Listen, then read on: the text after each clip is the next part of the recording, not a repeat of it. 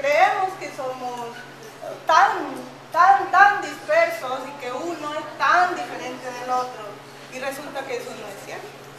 So that the refrain of that song was, it's all one struggle. And she said that's her first invitation for our gathering tonight. And that sometimes we think we're really dispersed and we're all dealing with different things, but it's really all one struggle. Nuestros ancestros nos han enseñado que nosotros no somos sino una pequeña partícula en el universo. Por tanto, nosotros solo somos una parte de ella. So our ancestors have taught us that we're not just one, molecule or particle in this universe. We're all part of her. Okay, no importa si tenemos un color más oscuro, otros tenemos más claro. Lo importante es lo que tenemos aquí, lo que tenemos en el corazón. So it doesn't matter if some of us have darker skin and some of us have lighter skin. What matters is what we have here and what we have here. She wants to leave you with one question to think about, which is, do you think that this trade agreement is starting now? Is this the first part or the potentially the beginning of this free trade agreement? At the coalition, we try and provide a voice for people that have been squeezed out of these trade policy discussions. Campesinos, workers, consumers. As more and more money gets pushed into our politics, we're seeing more trade agreements written by and for multinational corporations without consideration for the people that are on the ground and that have been really affected. So that's the work that we do. One of our fantastic coalition members is Witness for Peace. So I'm going to turn it over to Lynn. Daira is a very active organizer in Bogota among the displaced people in Bogota. She originally lived in Tumaco, and then about 10 years ago she was driven from her home along with a number of other people because of the violence. And she has ended up in Bogota among a number of displaced people, and she works in helping them find housing, food, shelter, and educational and medical services.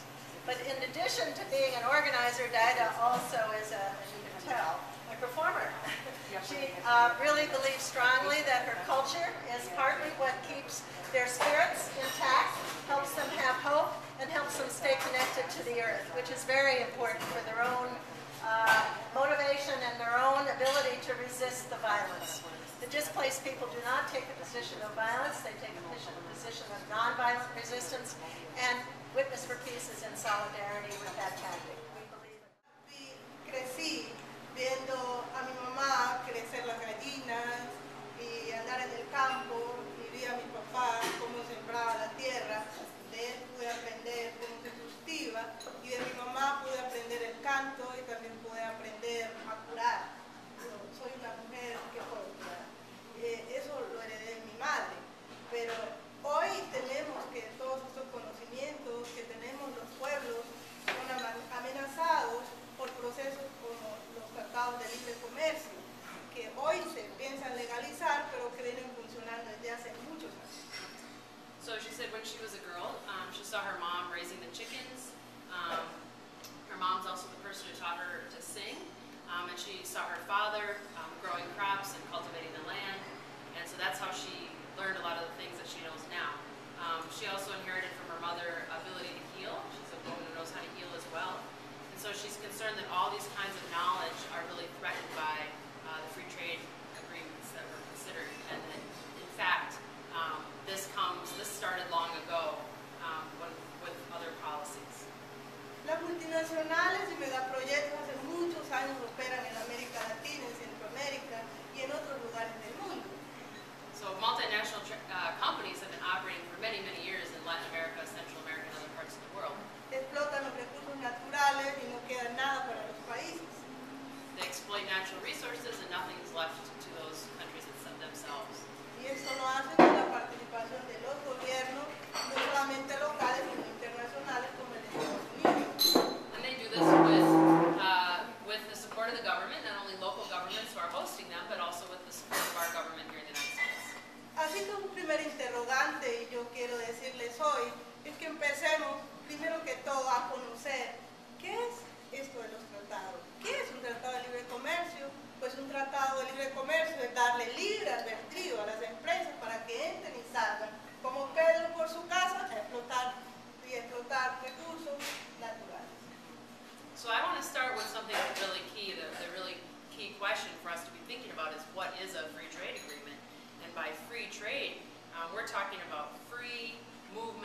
for companies where everything goes the way that they'd like to, where they can come in and come out.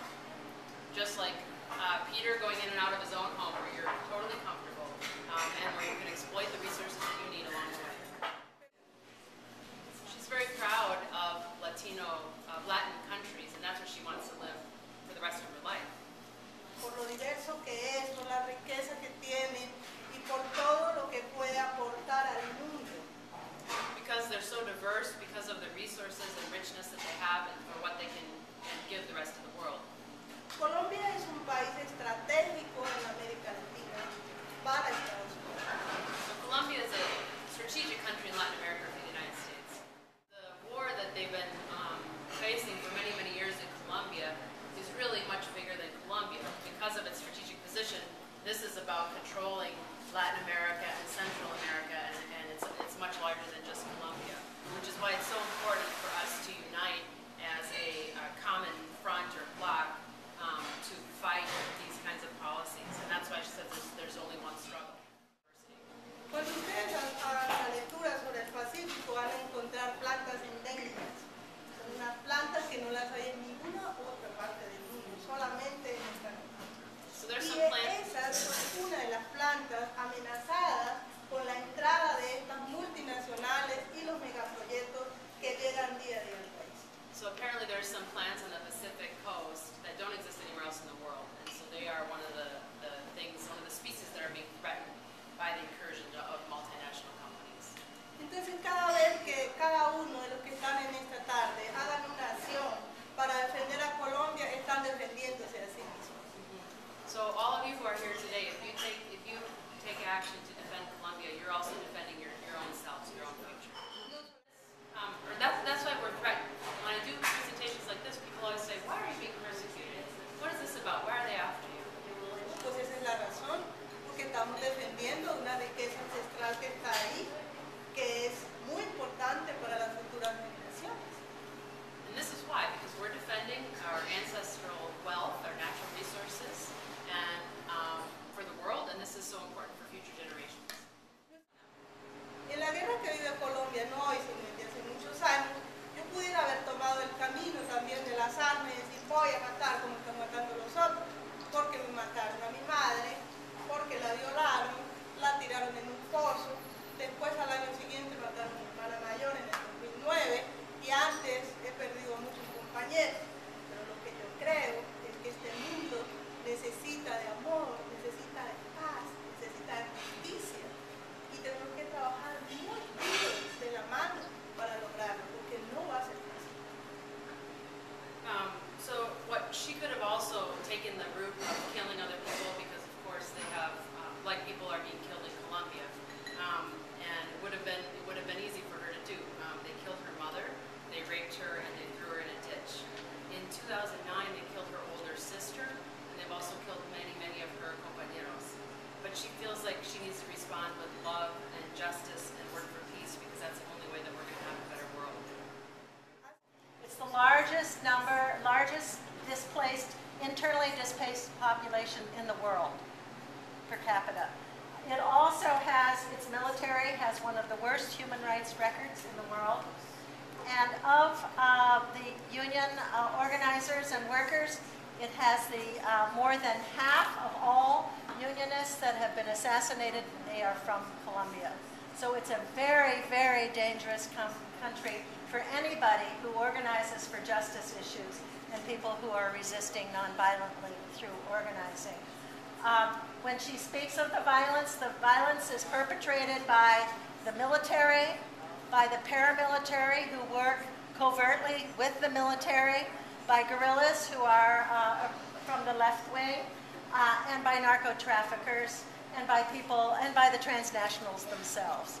And so there's large numbers of armed actors who are terrorizing the people, and basically it's to their advantage to drive people from their communities, from their base of support, so that the land and the resources become available for those who are greedy. It could be the Nardi. It's a beautiful country. Anybody who's been there knows it's an incredibly beautiful country, and the people are beautiful also.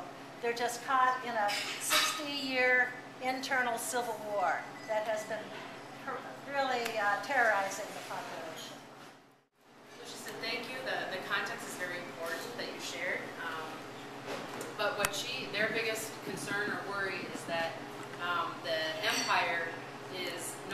exactly what to do and is building a world for itself. Empire is building for empire.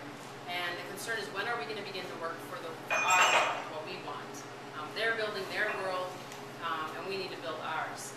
Our African ancestors did it. They came in boats, some ending up in the States and some ending up further down in Latin America, but they made the world their own. And so, and it's a lie that people in the South don't know how to do development. They absolutely did. The problem is that the empire took it and made it its own. So we can do our own development. We have the capacity, we have the ways to do it, and that's why we're being persecuted. It's that we want to build a different way of doing it. Que las mujeres en el mundo pueden jugar un papel protagónico importante en la lucha por un mundo diferente. Porque el que tenemos, estamos de acuerdo o no, si no me dicen, pero creo que el que tenemos no está bien. Entonces, yo pienso que tenemos, bueno, claro, que con nuestros hombres ahí, tampoco es que se vayan a enojar por eso, pero es lo que yo veo en mi país y en otros países donde he estado, donde uno va, muchas mujeres, aquí más o menos estamos equiparadas, pero la gente So she said in almost every action that they take in Colombia, there's probably maybe 40 out of 50 women, 40 out of 50 people at any given event are women. And so there's also a lot of young people taking action as well. She sees women as playing a protagonistic role in a lot of the struggles to make the world a different place. El sistema económico que tenemos en Colombia es impuesto. The economic system we have in Colombia is Es un imposed. sistema impuesto, pero las comunidades tenemos planes de desarrollo que llamamos etnodesarrollo. Tenemos nuestros propios planes. So, but in our communities, we have our own development plans, which seem like lack of development, but we have our own plans of what we'd like to do for development. Esos planes de vida están muy amenazados, porque tenemos comunidades que no se pueden reunir, no se pueden reunir, no pueden hacer esto que estamos haciendo. But our plans for how to live are totally blocked. We can't move around. We can't physically move. We can't have meetings. We can't get together like you are here tonight. Hay dos formas de acompañamiento. En el contexto internacional, los imperios también juegan un papel y es también poner su infraestructura para llegar a nuestros pueblos. Eso nosotros lo tenemos que saber identificar con acompañamientos como organizaciones como Acción Permanente, con brigadas de paz, con organizaciones de abogados que también nos acompañan. En eso tenemos que ser muy cuidadosos, porque se filtran, en nuestras comunidades se filtran muchas cosas. Yo hoy no puedo hablar con todo el mundo en los pueblos que visito, no se puede hacer eso, porque el territorio está permeado y eso lo tienen que saber ustedes, permeado total. So she said there's two types of accompaniment because the problem is that in empire, their role is to impose their structure on our communities. And while we know that there's important work by groups like Witness for Peace and Peace Brigades, there's also the reality that the empire is also filtered and permeates through lots of other actors in society. And so I can't talk to everyone in meetings like this or talk with anyone because they're throughout our community and lots of organizations. Inside, and it's called Ok, vamos a empezar con la primera copla y es Minneapolis. Minneapolis piqueteando, la lucha es una sola. Van a responder ustedes. Ok, Minneapolis piqueteando, la lucha es una sola. Pero van a responder con ánimo, porque si no, no voy a cantar. Minneapolis piqueteando.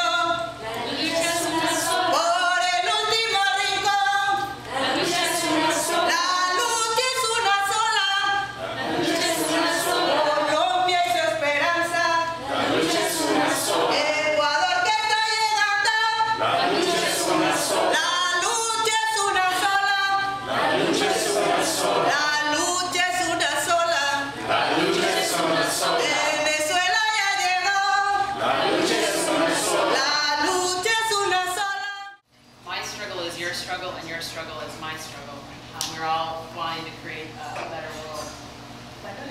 entonces la inquietud es que sigan componiendo porque este mundo lo necesita y tenemos que cantar mucho.